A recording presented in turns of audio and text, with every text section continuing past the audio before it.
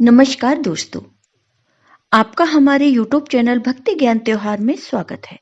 आज मैं आपको मकर संक्रांति पर धर्मराज जी की कहानी सुनाने जा रही हूँ। अगर आपको ये कहानी पसंद आई तो कमेंट बॉक्स में धर्मराज जी की जय अवश्य लिखिए।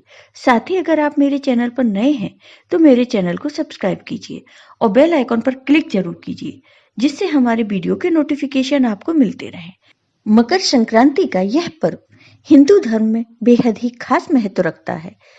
मकर संक्रांति इस बार 15 जनवरी यानी कि कल मनाई जाएगी। कई स्थानों पर मकर संक्रांति को खिचड़ी के नाम से भी जाना जाता है, क्योंकि इस अवसर पर खिचड़ी बनाने और खाने का विशेष महत्व है। मकर संक्रांति के दिन सूर्यदेव अपनी चाल बदलते हैं और धनु राशि से निकलकर मकर राशि में प्रवेश करते हैं, इसलिए इसे मकर संक्रांति के नाम से जाना जाता है। इस बार मकर संक्रांति बहुत शुभ रहने वाली है, क्योंकि मकर संक्रांति पर रवि योग का निर्माण हो रहा है, जिसे ज्योतिष दृष्टि से महत्वपूर्ण माना गया है। मकर संक्रांति का दिन भगवान सूर्य देव की उपासना के लिए बहुत ही विशेष होता है। मकर संक्रांति के दिन गंगा नदी या गंगा सागर में स्नान करने की परंपरा है। धार्मिक मान्यताओं के अनुसार मकर संक्रांति के दिन गंगा स्नान करने से 7 जन्मों के पाप भी धुल जाते हैं। मकर संक्रांति के दिन तिल, खिचड़ी, गुड़, तेल, अनाज, रेवड़ी और कंबल का दान करना बहुत शुभ होता है। इस दिन पूजा, दान, स्नान का विशेष महत्व माना गया है। वहीं इस दिन मकर संक्रांति की कथा भी जरूर पढ़नी या सुननी चाहिए। ऐसा करने से व्यक्ति के जीवन में आने वाली हर बाधा दूर हो जाती है। अब सुनिए ये कहानी। एक समय की बात है जब पृथ्वीलोक पर बब्रुवाहन नामक एक राजा हुआ करते थे। उनका राज्य बड़ा ही सुखद था, समृद्ध था एवं राजा भी बड़े दयालु थे। इसी राज्य में एक ब्राह्मण हरिदास भी निवास करता था। हरिदास एक तपस्वी थे एवं उनका विवाह गुणवती नाम की महिला से हुआ था, जो कि बहुत ही सुशील, धर्मवती एवं पतिव्रता महिला थी। गुणवती ने जीवन भर में सभी देवी देवताओं की उपासना की और सभी प्रकार के व्रत किए एवं दान धर्म भी किया करती थी। इसके अलावा अतिथि सेवा को भी वह अपना धर्म मानती थी। ऐसे ही हंसी खुशी और ईश्वर की उपासना करते हुए वह वृद्ध हो गई। जब उनकी मृत्यु हुई तो यम धर्मराज के दूत उसे अपने साथ यमलोक ले गए। यमलोक में सुंदर सिंहासन पर धर्मराज विराजमान थे और उनके पास में ही चित्रगुप्त भी बैठे थे। आपको पता ही होगा कि चित्रगुप्त के पास सभी प्राणियों के पाप पुण्य का लेखा होता है। चित्रगुप्त प्रभु को प्राणियों का लेखा जोखा सुना रहे थे। तभी वहां यमदूत गुणवती को लेकर पहुंचे। गुणवती उन्हें देखकर थोड़ी भयभीत हुई और मुंह नीचे कर खड़ी हो गई। चित्रगुप्त ने गुणवती का ब्यौरा निकाला और उसे धर्मराज को बताया। धर्मराज ने पूरा ब्यौरा देखा और वे प्रसन्न हुए, परंतु फिर भी उनके मुखमंडल पर थोड़ी उदासी भी छाई हुई थी। यह देखकर गुणवती ने पूछा, हे प्रभु, मैंने तो सारे सत्कर्म ही किए हैं, फिर भी आपके मुख पर यह उदासी छाई है। इसका क्या कारण है? कृपा करके मुझे बताइए प्रभु, मुझसे क्या भूल हुई है? तब धर्मराज ने उत्तर दिया, हे देवी, तुमने सभी देवी देवताओं के व्रत किए हैं, उपासना की है, परंतु कभी तुमने मेरे नाम से कुछ पूजा या पाठ या कोई भी दान धर्म नहीं किया है।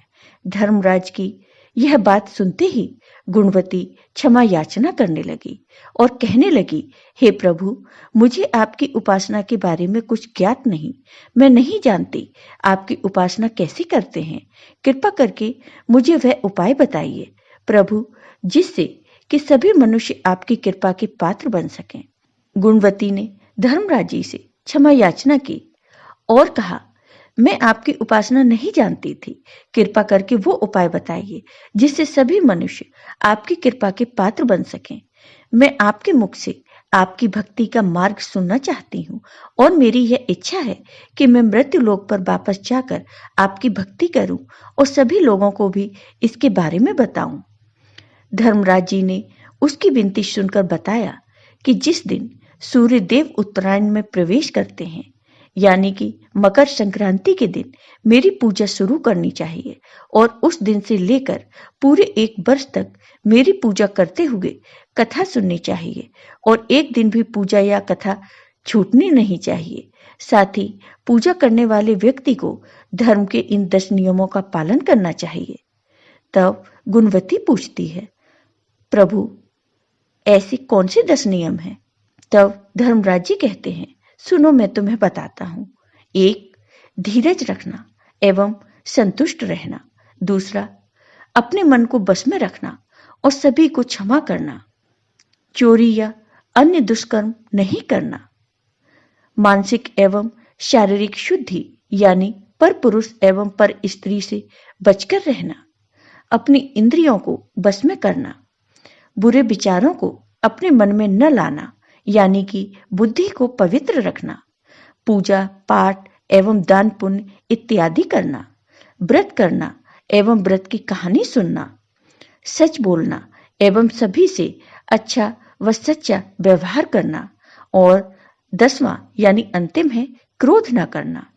धर्म के इन सभी 10 लक्षणों का पालन करते हुए पूरे 1 वर्ष तक मेरी कथा नियम से सुने, दान पुण्य व परोपकार करें एवं अगली मकर संक्रांति पर इस व्रत का उद्यापन करें।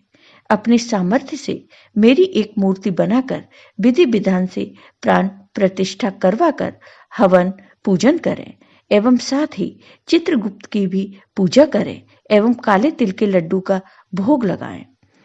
ब्राह्मण भोजन करवाएं व बांस की टोकरी में 5 सेर अनाज का दान करें। इसके अलावा गरीबों या जरूरतमंदों को गद्दा, तकिया, कंबल, लोटा व वस्त्र आदि का दान करें। हो सके तो गोदान करें। धर्मराज से व्रत की पूरी कथा सुनकर गुणवती ने पुनः धर्मराज जी से प्रार्थना की, हे प्रभु, आप मुझे एक बार फिर मृत्यु लोक में जाने दीजिए, जिससे मैं आपके व्रत को करूं और इस व्रत का प्रचार भी लोगों में कर सकूं। इस पर यमराज जी ने अपनी सहमति दे दी। धरती लोक पर गुणवती पुनः जीवित हो उठी। उसके परिजन प्रसन्न हुए। गुणवती ने धर्मराज जी से हुए वार्तालाप के बारे में अपने पति देव को बताया और कहा, हम यह व्रत अवश्य करेंगे और धर्म के नियमों का पालन भी करेंगे। मकर संक्रांति आते ही गुणवती और उसके पति ने व्रत शुरू कर दिया और 1 वर्ष पश्चात इसका उद्यापन किया। इसी व्रत के प्रभाव से उन पर धर्मराज जी की कृपा हुई और उन्हें मोक्ष की प्राप्ति हुई। जय हो धर्मराज जी की। आपको ये वीडियो पसंद आया हो तो कमेंट बॉक्स में कमेंट करके जरूर बताइए। साथ ही मेरे वीडियो को ज़्यादा से ज़्यादा शेयर करिए। धन्यवाद दोस्तों।